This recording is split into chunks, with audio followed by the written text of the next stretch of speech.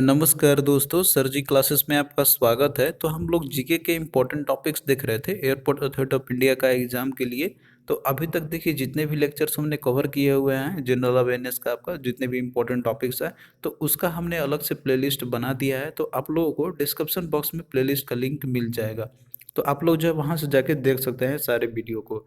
और देखिए हमने इसका एक पूरा कंप्लीट पीडीएफ नोट्स भी आपको प्रोवाइड कर दिया है। तो इसका भी लिंक जो है आपको डिस्क्रिप्शन बॉक्स में मिल जाएगा। तो आप लोग जब वहाँ से जाकर पीडीएफ को बाय कर सकते हैं, उसमें आपको पूरे कंप्लीट आपको मिल जाएंगे इंपॉर्टेंट जीके के टॉपिक्स। और साथ में प्रीवियस ईयर क्वेश्चन भी आपको वहाँ पे मिल जाएंगे, जो कि आपका एग्जाम के लिए काफ़ी हेल्पफुल रहेगा। आपको बिल्कुल इग्नोर करके नहीं चलना है। जितने भी टॉपिक्स हमने दिया हुआ है तो वो बहुत ही इंपॉर्टेंट है आपके एग्जाम पॉइंट ऑफ व्यू से। और देखिए दोस्तों, हमने एयरपोर्ट अथॉरिटी ऑफ इंडिया का एग्जाम के लिए एक स्पेशल कोर्स लॉन्च किया हुआ है, जिसमें कि आपको इंग्लिश और जीके के पूरे कंप्लीट कोर्स आपका कवर कराया जाएगा इसमें। और इसमें आपका इंग्लिश और जीके के पूरे टॉपिक वाइज लेक्चर आपको प्रोवाइड किए जाएंगे, और कि पूरा आपको ऐड फ्री रहेगा। ऐड इसमें नहीं आएंगे आपको। जिस तरीके से यूट्यूब में आप देखते हो कि यहाँ पे ऐड आता है, लेकिन यहाँ पे आपको पूरे कोई ऐड नहीं आएगा। आप लोग आराम से देख सकते हैं यहाँ पे बिना कोई कंसंट्रेशन को आप लोग खोए हुए। और इसके साथ में जो है आपको पीडीएफ भी आपको प्रोवाइड किए जाएंगे। हर एक सब्जेक्ट का इंग्लिश और जीके का तो आपको प्रोवाइड किया ही जाएगा। इसके अलावा आपको फिजिक्स और करंट अफेयर का पीडीएफ आपको प्रोवाइड किए जाएंगे वहाँ पे। और फिर टेस्ट सीरीज भी आपको सभी सब्जेक्ट के दिए जाएंगे, इंग्लिश और जीके के आपका यहाँ पे। और ये जो है कोर्स आपको ओनली 199 रुपीज़ में ही आपको प्रोवाइड किया जाएगा। और ये जो आपको रहेगा तो हमारे ऐप पे अवेलेबल रहेगा। ऐप का हमारा जो नाम है आपका सरजी क्लासेस के नाम से ही, आप लोग गूगल प्ले स्टोर पे सर्च करना सरजी क्लासेस, और ऐप का लिंक भी आपको डिस्क्रिप्शन बॉक्स में दिया रहेगा। तो वहाँ से भी जो है आप लोग इसको डाउनलोड कर सकते हैं और कोर्स को अवेल कर सकते हैं आप लोग। और देखिए एग्जाम पॉइंट ऑफ व्यू से ये आपका काफ़ी इंपॉर्टेंट है, क्योंकि देखिए एग्जाम में आपका एक एक नंबर मायने रखता है। क्योंकि एग्जाम जो आजकल हो रहे हैं ना, तो उसमें कंपटीशन आपका देखिए बहुत ही ज़्यादा हाई हो गई है। तो आप लोगों को जो है हर एक सब्जेक्ट को अच्छे से तैयार करके जाना है एग्जाम में। तो हमने उसी को देखते हुए एक कोर्स को डिजाइन किया हुआ है, जिसमें कि आपको पूरे इंपॉर्टेंट टॉपिक्स आपको कराए जाएंगे विद सब्जेक्ट के पीडीएफ के साथ में और टेस्ट सीरीज के साथ में। तो इस तरीके से आप लोग काफ़ी अच्छे से तैयारी कर सकते हैं इन सभी सब्जेक्ट का। तो आई होप कि आप क्लियर आपको हो गए होंगे सारे डाउट्स। और अगर आपका कोई भी प्रॉब्लम रहता है, फिर कोई भी डाउट रहता है आपको कोर्सेज से रिलेटेड, तो आप लोग कमेंट करना या फिर हमारे दिए गए व्हाट्सएप नंबर पर संपर्क करना। तो वहाँ पे आपको जो है सारी क्लियरिटी आपके हो जाएंगे। तो चलिए स्टार्ट करते हैं हम लोग आज का क्लास। तो प्रीवियस क्लास में हमने जो है पॉलिटिकल पार्टीज के बारे में हमने डिस्कस किया था। तो वो भी आपका काफ़ी इंपॉर्टेंट टॉपिक है एग्जाम पॉइंट ऑफ व्यू से। तो आज जो हम लोग देखेंगे शेड्यूल के बारे में देखेंगे, जो कि हमारे इंडियन कॉन्स्टिट्यूशन में मेंशन किया गया हुआ है। तो शेड्यूल देखिए, इसमें बहुत सारे प्रोविजंस दिए गए हैं आपका यहाँ पे। जैसे टोटल अभी 12 शेड्यूल है। तो इसमें शेड्यूल के अंदर में ये सारे चीज दिए रहते हैं आपके, कि कौन सा पार्ट में कौन सा शेड्यूल में जब कौन सा चीज मेंशन किया गया है। तो ये एक तरीके से आपका एक ब्रीफ समरी आपका हो गया शेड्यूल का। तो देखिए जो शेड्यूल है ना, ओरिजिनली जब हमने कॉन्स्टिट्यूशन को अडॉप्ट किया हुआ था तो उसमें मात्र ओनली 8 ही शेड्यूल हुआ करते थे। लेकिन इसके बाद में जो है 4 और शेड्यूल को उसमें ऐड किए गए हुए हैं डिफरेंट अमेंडमेंट के साथ में। तो इस तरीके से टोटल अभी 12 शेड्यूल्स है इंडियन कॉन्स्टिट्यूशन के अंदर में। तो सबसे पहले तो आपको ये याद रखना है, ओरिजिनली कितना था, 8 था। लेकिन 4 और ऐड कर दिया गया था डिफरेंट अमेंडमेंट के साथ में। तो अभी करंट में कितना है, तो टोटल 12 शेड्यूल्स है। तो इन्हीं शेड्यूल के बारे में हम लोग स्टडी करेंगे हम लोग। और उनमें क्या मेंशन किया गया है डिस्क्रिप्शन यहाँ पे आपका दिया हुआ है, तो यहाँ पे हम लोग देखेंगे इसको। तो देखिए पहला जो शेड्यूल है, तो ये आर्टिकल नंबर 1 और 4 के आपका अंदर में मेंशन किया गया है यहाँ पे। तो जो फर्स्ट शेड्यूल आपका है, तो इसमें देखिए मेंशन किया गया है स्टेट्स और यूनियन टेरिटरीज के बारे में। यानी कि हमारा स्टेट कौन कौन सा है, यूनियन टेरिटरीज कौन कौन सा है, और उसकी बाउंड्री कितनी है। तो ये सारा चीज़ जो मेंशन किया गया आपका, तो वो फर्स्ट शेड्यूल में मेंशन की गई है। फिर उसके बाद देखिए जो सेकेंड शेड्यूल है, तो सेकेंड शेड्यूल में इसमें देखिए वो सारे प्रोविजंस दिए गए हैं यहाँ पे, कि जैसे एमुलमेंट्स और अलावेंसेस, ये जो होते हैं, जो प्रिविलेजेस क्लासेस होते हैं आपके, जो टॉप पोस्ट पोजीशन जो रहते हैं कॉन्स्टिट्यूशन के, जैसे प्रेसिडेंट ऑफ इंडिया के हो गए, गवर्नर हो गए स्टेट्स के। इसके अलावा स्पीकर और डिप्टी स्पीकर जो रहते हैं लोकसभा के, और साथ में जो चेयरमैन और डिप्टी चेयरमैन होते हैं राज्यसभा के। तो इन सभी के अलावेंसेस क्या होंगे, अमेंडमेंट्स क्या होंगे, या फिर जो प्रिविलेजेस क्या होंगे इनके। तो ये चीज़ मेंशन किया गया है सेकेंड शेड्यूल के अंदर में। फिर उसके बाद देखिए यहाँ पे आपको दिया हुआ है थर्ड शेड्यूल। तो थर्ड शेड्यूल के अंदर में देखिए, इसमें आपको दिया हुआ है यहाँ पे forms of oath and affirmations के बारे में। यानी कि जो ओथ और किस तरीके से ओथ लिया जाता है, जो भी शपथ लेते हैं मंत्री लोग या फिर और भी जो जो मेंबर्स रहते हैं पार्लियामेंट के, और उनके किस नाम से वो अफर्मेशन लेते हैं, किसके लिए लेते हैं, तो ये सारा चीज़ मेंशन किया गया आपका यहाँ पे थर्ड शेड्यूल के अंदर में। तो इसके अंदर में जैसे यूनियन मिनिस्टर और बाकी जो मेंबर ऑफ पार्लियामेंट जो रहते हैं, तो उनके बारे में ये मेंशन किया गया, प्रोविजंस दिया गया है यहाँ पे कि वो जो है जब करते हैं, यानी कि जब वो ओथ लेंगे अफर्मेशन जो लेते हैं, तो वो किसके नाम पे लेते हैं यहाँ पे, तो ये दिया हुआ है थर्ड शेड्यूल के अंदर में। अब देखिए यहाँ पे थोड़ा सा आपको कन्फ्यूजन हो सकता है कि कौन सा फर्स्ट शेड्यूल मेंशन है, कौन सा सेकंड शेड्यूल मेंशन है। तो इसके लिए हम लोग यहाँ पे जहाँ पे भी जरूरत होगा ट्रिक का, तो वहाँ पे आपको हम बताते चलेंगे। अब जैसे आपका फर्स्ट शेड्यूल है, तो फर्स्ट शेड्यूल में तो अब जैसे आप जानते हैं कि कॉन्स्टिट्यूशन हमारा दिया हुआ है, तो वो तो है हमारे इंडिया के बारे में ही दिया होगा, इंडियन जो स्टेट्स है, यूनियन टेरिटरीज है, उसी के बारे में दिया होगा। तो कोई भी चीज़ अगर आप लोग ओपन कीजिए कॉन्स्टिट्यूशन में, तो सबसे पहले इंट्रोडक्शन ही दिया रहता है कि हाँ एक्चुअली में हमारा देश कैसा है, कितने राज्य हैं। तो फर्स्ट शेड्यूल में स्टेट्स और यूनियन टेरिटरीज दिया हुआ है, तो ये तो आपको कोई दिक्कत नहीं होगा फर्स्ट शेड्यूल जो है उसमें याद करने में किसमें क्या मेंशन है। उसी तरीके से सेकेंड शेड्यूल आपका है, तो सेकेंड में तो इसमें है आपका यहाँ पे क्या दिया हुआ है आपका यहाँ पे कि दो है। तो दो हम लोग हिंदी में बोलते हैं सेकेंड को, दो आपका हो गया। तो इसमें दो क्या है आपका, तो दो हम लोग बोलेंगे ना कि दो हमें पैसे दो, अलावेंसेस दो। तो ये किसके लिए बात कही जा रही है, ये जितने भी पोस्ट है आपके हायर कॉन्स्टिट्यूशन जो पोस्ट है प्रेसिडेंट के लिए, तो वो जैसे बोलते हैं ना कि इनको दो सैलरी अलावेंसेस या जो है। तो इस तरीके से आप इसको ट्रिक्स याद कर सकते हैं आप लोग। फिर उसके बाद जो थर्ड शेड्यूल आपका दिया हुआ है, तो इसमें ओथ और अफर्मेशन के बारे में दिया हुआ है आपका यहाँ पे। तो इसमें देखिए तीन है आपका, तो तीन है तो इसको आप ट्री से याद रख सकते हैं या फिर तीन से याद रख सकते हैं कि जब वो ओथ लेते हैं ना, तो वो फिर तीनों लोगों एक साथ मिल के बोलते हैं, तीनों लोगों के लिए वो बोलते हैं कि हम जो है ओथ लेते हैं कि सबको हम अच्छे से रखेंगे। तो आप इस तरीके से थोड़ा सा ट्रिक बना के याद कर सकते हैं, क्योंकि देखिए जब 12 शेड्यूल आप लोग पूरा पढ़ लीजिएगा, तो उसके बाद जो आपको कन्फ्यूजन हो सकता है किसमें कौन सा चीज़ मेंशन किया गया हुआ है। तो आप लोग थोड़ा सा यहाँ पे कोऑपरेट करना और ट्रिक को भी थोड़ा सा सुनना आप लोग, तो आपको जरूर याद हो जाएंगे। फिर उसके बाद देखिए जो चौथा शेड्यूल आपका फोर्थ शेड्यूल है, तो इसमें देखिए दिया हुआ आपका यहाँ पे कि that is allocation of seats in the council of states, यानी कि राज्यसभा, राज्यसभा के अंदर में कितना सीट्स होगा पर्टिकुलरली किसी भी स्टेट का। तो ये मेंशन किया गया है आपका यहाँ पे, दैट इज फोर्थ शेड्यूल के अंदर में, यानी कि चौथा शेड्यूल में। तो अब देखिए इसको कैसे याद करेंगे हम लोग। अब राज्यसभा आपका है, तो देखिए राज्यसभा में जैसे जितने भी स्टेट्स आते हैं, तो स्टेट्स जितने भी हैं तो उसमें कितना सीट होगा हर एक स्टेट का राज्यसभा के अंदर में, तो ये मेंशन किया गया आपका यानी कि फोर्थ शेड्यूल में। अब देखिए जो स्टेट्स हैं ना हमारे, तो वो चारों तरफ फैले हुए हैं ऊपर से। अब मान लो कि ऊपर नॉर्थ में जाइए, साउथ में जाइए, ईस्ट में जाइए या फिर वेस्ट में जाइए, चारों तरफ स्टेट है। तो उनका कहाँ पे मतलब कितना सीट होना चाहिए राज्यसभा में सभी स्टेट का जो चारों तरफ फैले हुए हैं, तो वो मेंशन किया गया आपका फोर्थ शेड्यूल में। तो चारों तरफ और चार फोर्थ शेड्यूल आप लोग इस तरीके से याद कर सकते हैं यहाँ पे आपका। फिर उसके बाद देखिए फिफ्थ शेड्यूल आपका दिया हुआ है, यानी कि जो पांचवा शेड्यूल है। तो पांचवें शेड्यूल के अंदर में इसमें आपका दिया हुआ है कि provision as to the administration and control of the schedule area and schedule tribe. तो इसमें देखिए कुछ ऐसे भी स्टेट्स है कि जो शेड्यूल एरिया और शेड्यूल ट्राइब है, तो वहाँ पे एडमिनिस्ट्रेशन किस तरीके से रहेगा, किस तरीके से कंट्रोल किया जाएगा ऐसे एरियाज को, तो ये मेंशन किया गया आपका यहाँ पे पांचवें शेड्यूल में, यानी कि फिफ्थ शेड्यूल में आपका दिया हुआ है। तो ये आप लोग थोड़ा याद कर लेना इसको किसी तरीके से, कि जो पांच जो लोग हैं यहाँ पे, जो स्पेशल जो लोग होंगे यहाँ पे, जिसमें कि आपके शेड्यूल कास्ट और शेड्यूल ट्राइब आते हैं, तो उनका प्रोविजन मतलब कि कैसा होना चाहिए एडमिनिस्ट्रेशन और कंट्रोल करने के लिए। क्योंकि देखिए ये जो है ना एक प्रिविलेज क्लास के लोग हैं, मतलब कि ये जो है काफ़ी पिछड़े हुए लोग रहते हैं, एसटी एससी, और उनके साथ में मान लीजिए कि वो कटे हुए रहते हैं बाकी और कॉमन लोग के साथ में, तो उनका एडमिनिस्ट्रेशन और कंट्रोल करने का तरीका थोड़ा सा अलग होना चाहिए। तो इनको देखिए किस तरीके से पांचों को, मतलब जो पंच लोग होते हैं, तो इसको अलग तरीके से ट्रीट किया जाएगा। फिर उसके बाद देखिए आपका यहाँ पे दिया हुआ है छठा शेड्यूल आपका दिया हुआ है जो सिक्स शेड्यूल है। तो इसमें देखिए जो मेंशन किया गया आपका यहाँ पे कि that is provision as to the administration of the tribal areas in the states of Assam, Meghalaya, Tripura and Mizoram.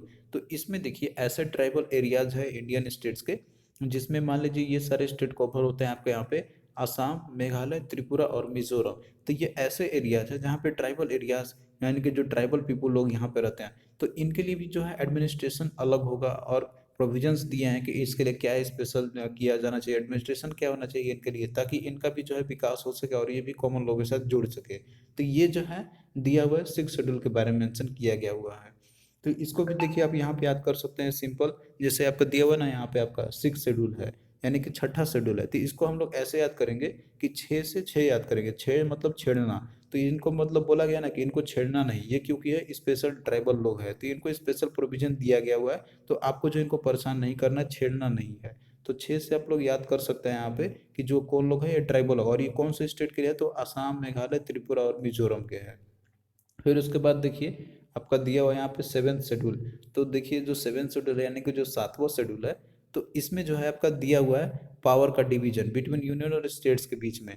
तो अब देखिए जैसे यूनियन और जो स्टेट होते हैं, तो उनमें पावर का डिवीजन किया था। आप देखते होंगे कि जो विधानसभा का इलेक्शन होती है और जो लोकसभा का इलेक्शन जो होती है, और तो उसमें आप देखते होंगे कि विधानसभा के लिए जो बनाया गया, तो जो पावर जो रहती है, मतलब जो पार्लियामेंट और साथ में जो विधानसभा के जो भी भवन जो रहती है, तो उसमें जो भी कानून बनाया जाता है तो उनका अलग अलग उनका सिग्निफिकेंस होती है।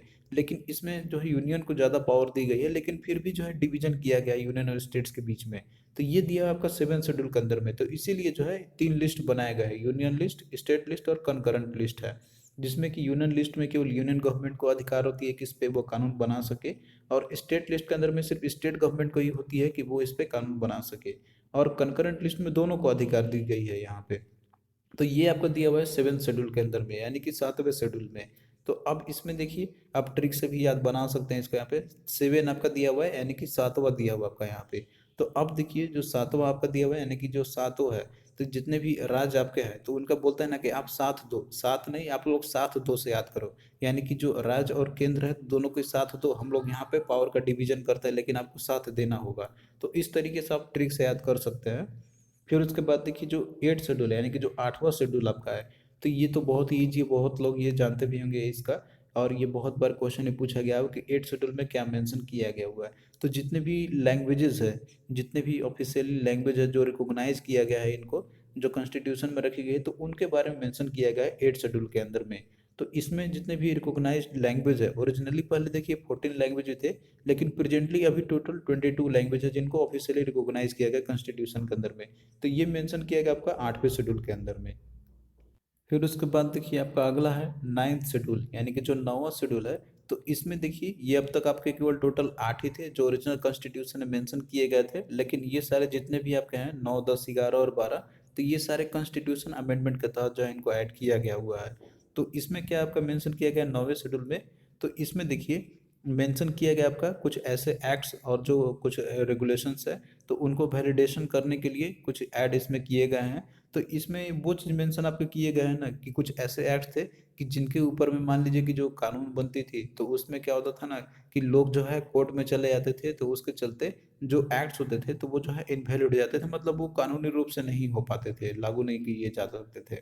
तो ये जो है आपका एक इम्पोर्टेंट था आपका यहाँ पे आर्टिकल, जो कि आपका था that is right to property का। तो इसको देखिए हटा के अब लीगल राइट कर दिए गए हैं यहाँ पे। तो इसी के चलते पहले क्या होता था कि जमींदार लोग होते थे, तो वो भले जैसे खेती बाड़ी करते थे और शोषण करते थे गरीब लोगों का।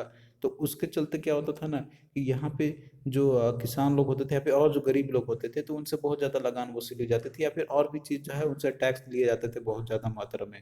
तो इस तरीके से जो जमींदार होते थे वो शोषण करते थे। तो अब इससे चलते सरकार ने क्या किया था कि इन्होंने कुछ रेगुलेशंस बना दिया था कि आपका जो ज़मीन है या फिर जो भी रहेगा आपका, तो वो हमारे अधिकार में हो जाएगा, और बाकी आप लोग इतना नहीं कर सकते हैं। तो कुछ ये ऐसे एक्ट्स और रेगुलेशंस बनाए गए थे, लेकिन जो लोग थे वो अपना फंडामेंटल राइट्स का हनन कराते हुए कि मेरा जो है राइट टू प्रॉपर्टी अपना अधिकार है, तो हम इसके खिलाफ जाएंगे कोर्ट में, और कोर्ट भी जो है उसको फंडामेंटल राइट को देखते हुए उन सभी कानून को इनवैलिड कर देती थी जो सरकार लागू करते थे। तो इसी के लिए जो है ये 9 शेड्यूल बनाया गया था यहाँ पे। फिर सरकार ने जो है इसे ऐड कर दिया यहाँ पे कि हम अगर ऐसा मतलब कानून बनाते हैं तो ये जो है कोर्ट में चैलेंज नहीं किए जा सकते, अगर इनको एक्ट और रेगुलेशंस को वैलिड कर देते हैं, तो कॉन्स्टिट्यूशन के अंडर में डाल देते हैं, शेड्यूल के अंदर में डाल देते हैं। तो ये जो आपका हुआ था फर्स्ट अमेंडमेंट एक्ट ऑफ 1951 के तहत ये हुई थी, यानी कि जो नवा शेड्यूल ऐड किया गया हुआ था। फिर उसके बाद देखिए आपका दिया हुआ 10th शेड्यूल है। तो जो 10वां शेड्यूल है, तो इसमें देखिए मेंशन किया है कि आपका यहाँ पे disqualification on the ground of defection. तो और ये एंटी डिफेक्शन का नाम से भी जाना आता है। जैसे मान लीजिए जो दल बदलू जो होते हैं आजकल, आप देखते होंगे प्रिपेल होता है यहाँ पे कि अगर वो कोई एक पार्टी जीतती है और वो उसके कोई एमपी एमएलए जो रहते हैं, तो आप देखते होंगे कि वो दल बदल देते हैं। तो इस तरीके से जो करंट जो गवर्नमेंट होती है तो उसकी सरकार गिर जाती है। तो इसी को बचाने के लिए ये कानून लाया गया था कि that is disqualification on the ground defection, यानी कि कोई अगर दल बदली करता है तो उसको जो है उसको डिस्क्वालीफाई कर दिया, उस पार्टी से निष्कासित कर दिया जाएगा उसको। तो इसलिए शेड्यूल डाला गया था 10वें शेड्यूल में। और ये ऐड किया गया था 52nd constitution amendment act of 1985। तो ये उस समय ऐड किया गया हुआ था आपका। तो ये भी आप लोग याद रखना किस शेड्यूल किस अमेंडमेंट के तहत ऐड किए गए थे। तो 52nd constitution amendment act of 1985 का। अब इसको देखिए 10वां आपका दिया हुआ है यहाँ पे। तो 10 में आपका दिया हुआ है यहाँ पे कि 10 अब बस, तो इसका अब याद करना कि 10 और बस से कि बस करो, अब तुम लोग को नहीं बदलना है पार्टी, नहीं तो तुमको हम बाहर निकाल देंगे। तो इस तरीके से ट्रिक्स याद कर सकते हैं यहाँ पे। फिर उसके बाद देखिए दिया आपका 11 शेड्यूल है। तो इसमें देखिए 11 शेड्यूल है। तो इसमें जो दिया आपका यहाँ पे ये मेनली रिलेटेड आपका है दैट इज पंचायत से, यानी कि पावर क्या होगा, अथॉरिटी क्या होगी, रिस्पॉन्सिबिलिटी क्या होगी पंचायतों का। तो ये सारा चीज दिए गए हैं आपके 11 शेड्यूल के अंदर में। अब देखिए पंचायत का जो प्रोविजन है ये पहले भी दिया था, लेकिन इनको कॉन्स्टिट्यूशनल स्टेटस नहीं दिया गया था। तो इस तरीके से इनका कोई उतना रोल नहीं था, यानी कि इनके पास उतने पावर नहीं थे, अथॉरिटी नहीं थे, रिस्पॉन्सिबिलिटी नहीं थे। लेकिन जैसे ही इनको जो है कॉन्स्टिट्यूशनल स्टेटस दिया गया, तो उसके बाद इनका टाइम पे इलेक्शन भी होते गया और पावर भी इनके पास हो गया और अच्छा काम भी कराते हैं ये। तो इसीलिए जो है इसको 11 शेड्यूल में ऐड किए गए थे। तो आई होप कि ये चीज़ आपको क्लियर हो गया होगा। और ये ऐड किया गया था आपका 73rd constitution amendment act of 1992। तो ये उसके तहत ऐड किए गए थे पंचायती राज का। तो ये मतलब कि जो है इनको कॉन्स्टिट्यूशन स्टेटस इनको दी गई थी। तो ये है आपका 11 शेड्यूल मेंशन की गई है। और वहीं पे जो आपका 12 शेड्यूल है, यानी कि जो 12वां शेड्यूल है, तो इसमें भी जो है आपका दिया हुआ है म्यूनिसिपलिटी के बारे में, यानी कि इनका पावर, अथॉरिटी या फिर रिस्पॉन्सिबिलिटी क्या होगा। तो ये म्यूनिसिपलिटी के बारे में दी गई है। और ये देखिए होते हैं आपके शहरों में रहते हैं म्यूनिसिपलिटी, और पंचायत आपका रहते हैं गाँव में रहती है। तो बस ये आपको लगातार याद रखना है यहाँ पे 11th और 12th का। तो ये जो है 74th अमेंडमेंट एक्ट ऑफ 1992 के तहत ये ऐड किया गया था 12 शेड्यूल।